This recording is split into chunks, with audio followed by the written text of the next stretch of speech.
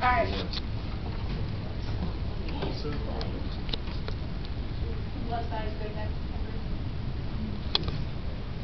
Alright, full story of Fullmetal Alchemist. Those of you who don't know, Fullmetal Alchemist is about two boys. Two boys that are brothers who are orphaned from the beginning. Alright, it's both an anime and a manga series. First series is the beginning, which is called Fullmetal Alchemist. Second series is called Brotherhood. The manga and Brotherhood fall closer together than the first series and the manga. So here's are the main characters of the manga and both series. First you got Edward, who is the main, almost like main character of the story. He calls himself the dog of the military because he joins the military after he learns to control the alchemy that he was taught. He was taught by his father, also from him reading books, and then from Izumi, which we'll get into later, who is his teacher. Alphonse. Now, Alphonse is a transmuted soul stuck in that body for most of the series. The body on the left-hand side is the one that you see most of the time. By the beginning and the end, you see him as an actual human. One of the funny things I found about Alphonse carries a book with him that says everything that he's going to eat when he gets a new body, which I found kind of cute. That's a child's mentality. When am I going to eat? We're done. Okay, Winry, girl next door. The love interest of both Ed and Al, you see it in some of the little shorts about when they were younger, that Ed and Al said they're going to marry Winry when they get older. She's also the automobile mechanic who gave and hooked up Edward with his prosthetic arm and leg. Alright, everybody's favorite character, Erin Matthaey. It's one of the key military friends that the boys have who actually recruit Edward into the military. He's known as the Flame Alchemist because if you look at his gloves, he has a transmutation circle. He just snaps and a flame starts. Alright, so here's a basic plot summary because all three of them go through this. Ed and Al, or Alphonse, are orphaned from their mother when their mother dies from terminal illness. They don't tells you what illness it is, you just see her lying on the floor dead. Dying to bring her back, they set out to understand alchemy, which they have learned from books and their teacher, Izumi. Izumi is, as she calls it, a normal housewife who goes around helping people. After learning what they needed to learn, boys return to Rosenbull, which is their hometown, and put their knowledge to the test by bringing their mother back. They have the circle set up, everything's ready to go. Both Ed and Al put their hands on the circle, that's how you activate a transmutation circle, and they start try to bring their mother back. On a side note, this is a taboo of alchemy. You cannot create life with alchemy. You can only take what you have and turn it into a different shape. Ed's most famous one when he fights is he turns his hand into a spear. You cannot change, he did not create life, he just changed shape. Chemistry is one of the key things here. Taboo alchemy, what you later learn the consequences of them performing the taboo has a great effect. The first transmutation Ed gives up his left leg just above his knee, and Al is completely gone from his body. In order to attach Al's soul to that suit of armor that you saw earlier, Ed will give up his right arm. First it was his leg, then it's his arm. Knowing what they did was wrong, they start to search a way to restore their bodies. The only way for them to do that is through the Philosopher's Stone. The Philosopher's Stone is a ruby that they set out trying to look for, and this throws them into one goes into the military, and Al just tags along with Ed as he's trying to. So, a dog in the military is. Okay, so this is where the anime and the manga separate. This is when first series of the manga, I'll say. That's where you see totally two different antagonists. One is Father and Dante, and then you see the difference between the homunculi, which is one of the key forces that they're always fighting. I love Wrath, who is one of the homunculus. I had a "What's up with Wrath?" was one of the questions that I got back. In the anime series, Wrath is the child of Dante and their father, who's Oheim.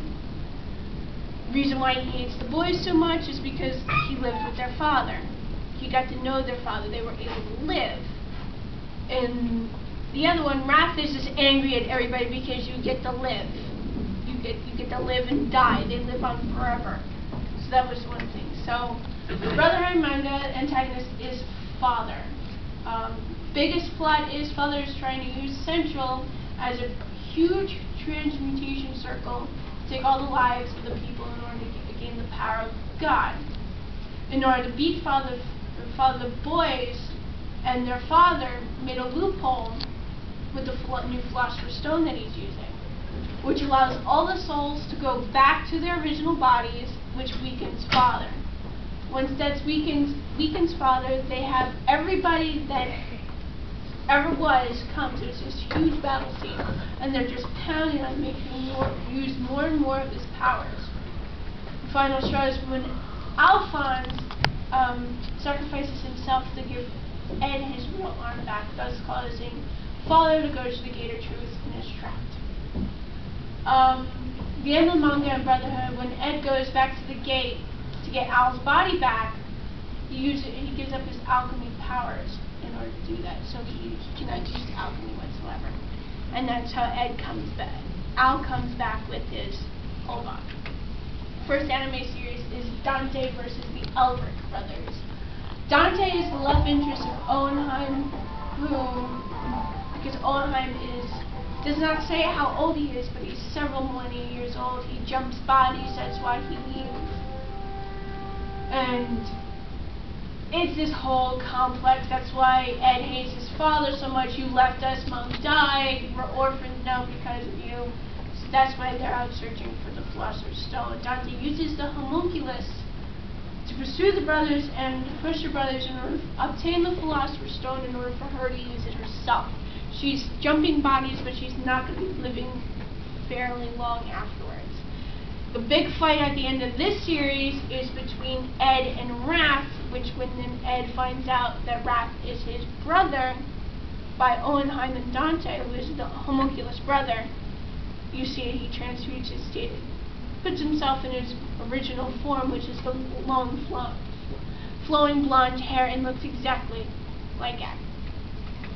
Alright, and the end of the Brotherhood, which I really like, because they owe so much debt to the people that are around them, they go their separate ways to give back to the people.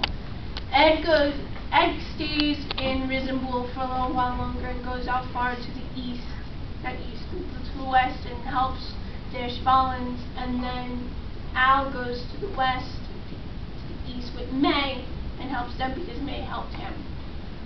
In Conqueror of Shambhala and the end of the first series, Ed is brought to the Gate of Truth and is thrown to the parallel universe to theirs, which is Germany during World War I, or the start of World War I. And Ed and Al are trying to reconnect. That is the Conqueror of Shambhala. So now I'm going to say, if anybody has any questions, go ahead. Who have not seen it before, have no clue what was going on at all, who doesn't know about Brotherhood, needs a little bit more of an explanation. Anybody? Okay, so... If you want to split up an episode, one of your favorites. Yeah. One of the things that I want to say about the show is that, they reference alchemy and they talk about it. I mean, in the series, it's kind of shown as kind of this magical force where, again, you can just manipulate matter easily. But if you do any research into actual alchemy and medieval alchemy, the show references it heavily, and the directors and the actual creators of the series did months and months and months of research into it. So all the terms that they're using, transmutation, alchemy, homunculus, the Philosopher's Stone, all these things are actual historical things that they've included. The biggest difference being that alchemy worked in their world, whereas in our history it was kind of this occult kind of pseudoscience that died off. So if you're interested at all in history or even historical type animes, does a good job of just explaining. It's kind of the wiki page of alchemy, where you get just an idea of how it all works, and then it allows you to do further research into it. It's very, very fascinating study. Homunculus are the 7 deadly sins, is that what it is? Well, in the series they are, but a homunculus defined normally is just an artificial human. They're just named the 7 deadly sins because in the plot of the story they're separated. Well, in the first anime, they are named after the sins committed by those who did human transmutation. So if you want to bring someone back out of greed, you create a greed. And Brotherhood, aka the good one, they were basically every homunculus was a facet of the main villain father, because he was the first homunculus, and the 7 presiding ones were just pieces of his own emotions that he took out of himself so that he can think with pure logic and not be daunted by human emotion. So.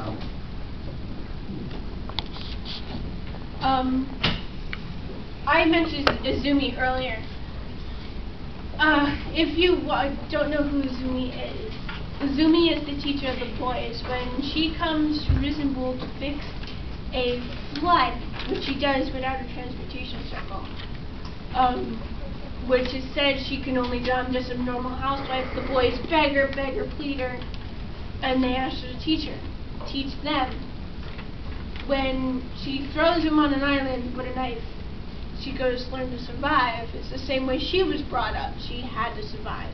There is an OVA of her trial of learning what is the all is one principle. One is all is one, which is the question. And it's basically the answer is the food chain. Without the littlest of things, we cannot survive. So that's how the boys interpreted it, and it shows you at the end of the OVA, which is really cool. I cannot find it yet, which really sucks, but it shows her when she meets her husband for the very first time on their very first date. Does anybody have questions about the military? There are a couple of key. There's the Flame Alchemist. There's Armstrong, which is power. I got one. In this series, in the second series, the Brotherhood series, the first episode was an Ice Alchemist. Was he in the original manga, or was that they just threw that in there just to make sure that like people understand it's a different series than the original one? He wasn't. He was a filler character. Yeah. He was a filler character? Yeah. Okay. Anybody else? Is anybody interested in going back and reading it? Because I don't want to spoil the ending, because I would tell you the ending. Is anybody interested in going back and reading it? I was gonna ask, each of the alchemists based off of the elements like earth, fire, wind, and stuff like that. Captain Marvel.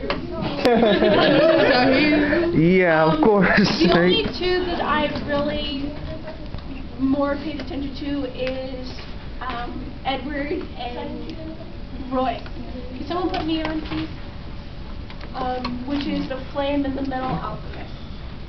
Fullmetal Alchemist, and that's why he's named Fullmetal.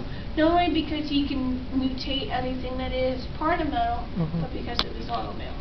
So they call him Fullmetal Alchemist because he has those parts.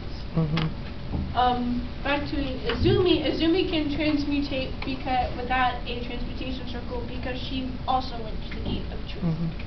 That is the gate that all the boys and Father Izumi have met because they have created the taboo. The taboo is trying to bring life back to Earth, or to their area. And Izumi tried saving her child because that's why she throws up. That's why she holds her stomach a lot. Because she is missing an organ. It's like, you want to take something from me, I have to take something from you. And that is the principle. The main key principle is you cannot take something without giving something. And that's why they tried using the correct ingredients, which ironically I learned in an anatomy and physiology class, which is carbon, phosphorus, sulfur, oxygen, nitrogen, all those that you learned basically in biology, and try to bring it over. Salt. And he says at the beginning opening, he actually says like the ingredient list of what you need in a human body and water. So they never brought their mother back. What they thought, here, this is a little cultive information. What they thought was their mother wasn't their mother. The body that they had in the middle of the transmutation circle was actually Al. And they did not realize that until Ed went and dug up their mother's body and found out that that's not my mother. And he then went ahead and called Izumi, which told her, you did not technically bring back your son, you brought back something else.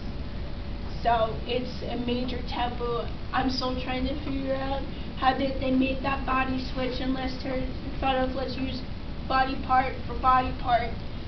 I don't go back and read it, but it's actually one of the better anime, especially Brotherhood, which I have actually watched. I watched the first one first, of course, on Cartoon Network, which was easier for me, and then I got into the Brotherhood and I started reading. So, does anybody want to learn the ending? Do you guys mind? No. Go ahead, go for it. Well, you can always No. just put up an episode. Yeah, and don't tell the ending. Don't tell the ending? No, of course not. Alright. It is one of those endings where you probably should see it yourself. Yeah. Yeah.